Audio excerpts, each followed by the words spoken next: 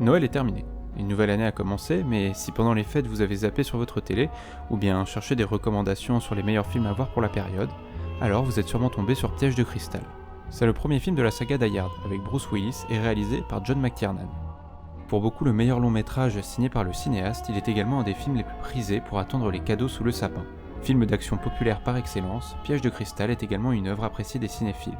Objet hybride, tant conte de Noël que film à grand spectacle, Die Hard premier du nom est un film bien singulier. Sous la lumière crépusculaire de Los Angeles, un avion atterrit. À son bord, John McClane, policier new-yorkais, qui vient retrouver sa femme Holly et ses enfants pour les fêtes. Cependant, le couple bat de l'aile. Cela fait plusieurs mois qu'ils ne se sont pas vus.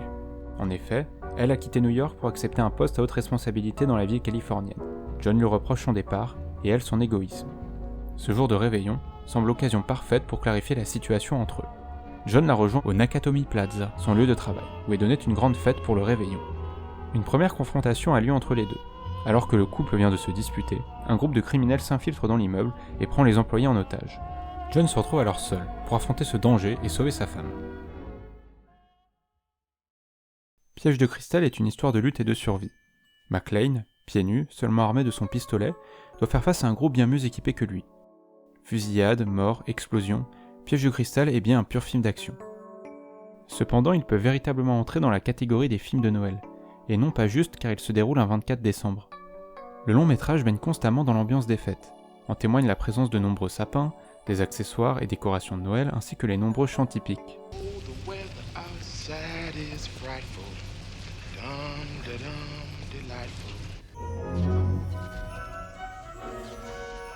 L'histoire que raconte le premier Die Hard ressemble à s'y méprendre au scénario des téléfilms de Noël.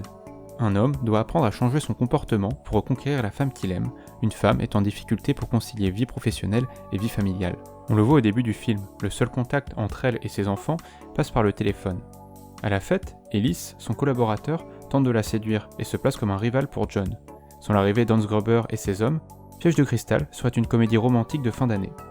De ce fait, John lutte pour sauver les otages, mais aussi pour sauver l'esprit de Noël, volé par Gruber, qui prend l'apparence ici d'un Grinch moderne. McTiernan, de la même manière que Jeb Stuart, le scénariste, ne voulait pas donner un ton trop sombre à cette histoire, et souhaitait lui influer plus de joie. Pas étonnant lorsque l'on sait que McTiernan aime donner un aspect mythologique ou onirique à ses projets pour tenter de représenter au mieux le rêve. Dans un entretien donné à Starfix en septembre 1988, le réalisateur disait « Il y a peut-être 20 secondes dans Piège de cristal, où je suis parvenu à une image qui est l'intensité du rêve. » Le héros chez McTiernan se retrouve alors bien souvent aux prises avec un monde qui lui est étranger et irréel. John arrive à Los Angeles et y découvre une ambiance crépusculaire bien différente de New York. Il est accueilli en limousine et dira lui-même au chauffeur qu'il n'est jamais monté dans ce genre de véhicule. En descendant de l'avion, John pénètre en fait dans un monde imaginaire. Les explosions surréalistes participent à faire du Nakatomi Plaza un endroit extraordinaire. Elles sont un ensemble de feux d'artifice qui viennent détruire une gigantesque tour où le verre remplace la neige, un moyen de revenir dans un monde merveilleux. Mais la féerie de Noël se retrouve également dans la ressemblance assumée avec la pièce de Shakespeare, Dernier songe d'une nuit d'été, la pièce la plus magique du dramaturge anglais.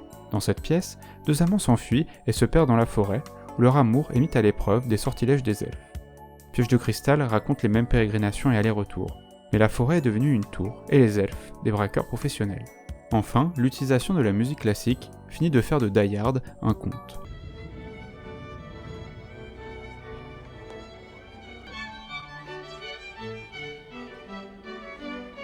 Les personnages glissent à son rythme comme dans un ballet. McTiernan met en scène une grande pantomime des corps qui sautent et qui volent au travers les balles. On doit beaucoup donc au réalisateur comme au scénariste pour la transformation d'un film d'action en film de Noël. À l'origine de Piège de cristal, on trouve un livre, Nothing Lasts Forever de Thorpe, paru en 1979. Un soir de 1975, l'écrivain cauchemarde, après avoir visionné La Tour Infernale de John Guillermin, un film où Steve McQueen incarne un pompier tentant de sauver des personnes prisonnières d'un immeuble en flammes. Dans ses rêves, l'homme dans l'immeuble ne fuit plus le feu, mais un groupe d'hommes armés. Ce sera le début de son nouveau roman, qui fera suite à un autre de ses ouvrages, Le Détective, paru en 1966. On retrouve de nouveau le personnage de l'inspecteur Leland. Comme dans le film, il se rend à Los Angeles pour les fêtes.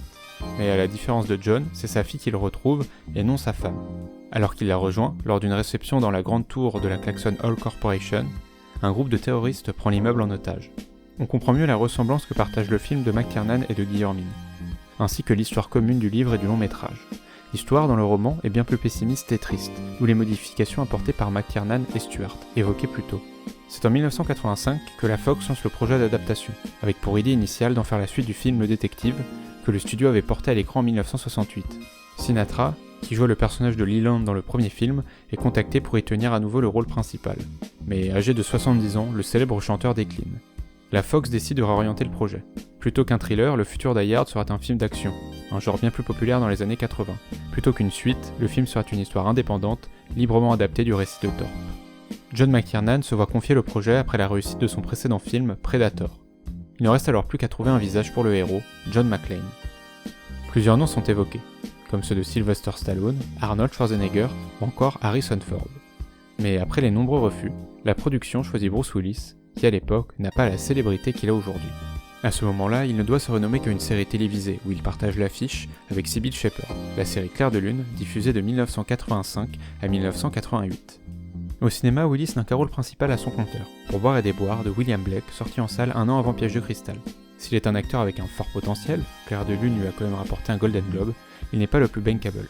Cependant, sa faible célébrité lui permet d'incarner au mieux John McClane, un citoyen lambda pris dans une spirale qui le dépasse. Bruce Willis n'est pas une machine de guerre comme Stallone ou Schwarzenegger, ni un grand aventurier comme Harrison Ford, mais une personne au mauvais endroit au mauvais moment, l'essence de la saga Die Hard.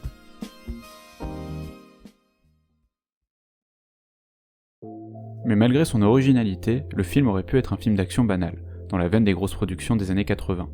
Mais Piège de cristal est plus que ça, et son succès, il le doit pour beaucoup à une de ses forces principales, la gestion de l'espace. Le building, espace clos pourtant petit, semble ici gigantesque. On n'a jamais l'impression de tourner en rond, alors que l'immense partie des mouvements de McClane sont une succession d'allées et venues dans les derniers étages. La caméra, mouvante, ainsi que les divers travelling pour suivre les personnages, renforcent l'aspect labyrinthique et gigantesque de l'immeuble. McClane est un personnage qui avance aveuglément dans les divers couloirs et étages, tel Thésée dans le labyrinthe de Dédale. Comme lui, il aura besoin d'un fil d'Ariane pour le guider, matérialisé par le sergent Powell. La question de l'espace passe aussi par celle de la verticalité, celle du Nakatomi Plaza, bien sûr, gigantesque temple sorti de terre, symbole de la toute-puissance de la finance. Mais cela passe également par l'ensemble des lignes en provenance des constructions qui sont traversées par les personnages, lignes rectilignes d'un monde cadré qui finiront pourtant par exploser et désordonner l'espace. Un espace qui se conçoit toujours chez McTiernan comme un territoire envahi.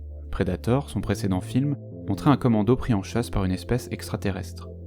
La jungle se transformait alors en une zone d'invasion. Il en est de même pour Piège de cristal, où le Nakomi Plaza prend la forme d'un territoire conquis. Gruber cite d'ailleurs ces vers de Lord Byron.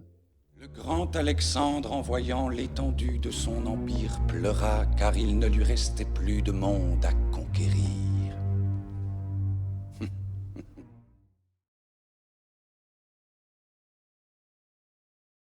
Ce n'est pas un hasard si Piège de cristal a tant marqué les esprits. Le film se joue des codes du genre avec une parfaite ironie pour proposer une œuvre bien plus profonde. Les figures d'autorité, comme les agents du FBI, cavalerie moderne héritée des westerns, sont inopérants de par leurs bêtises, laissant le spectaculaire survenir de l'intelligence et de la stratégie de Gruber et de McClane. Conte moderne où l'action s'entremêle à l'onirisme, héritier du théâtre et du ballet, espace de lutte entre le chasseur et sa proie, Piège de cristal ne vieillit pas malgré les Noëls qui passent. Le premier Die Hard, c'est une porte d'entrée dans le monde merveilleux de John McTiernan.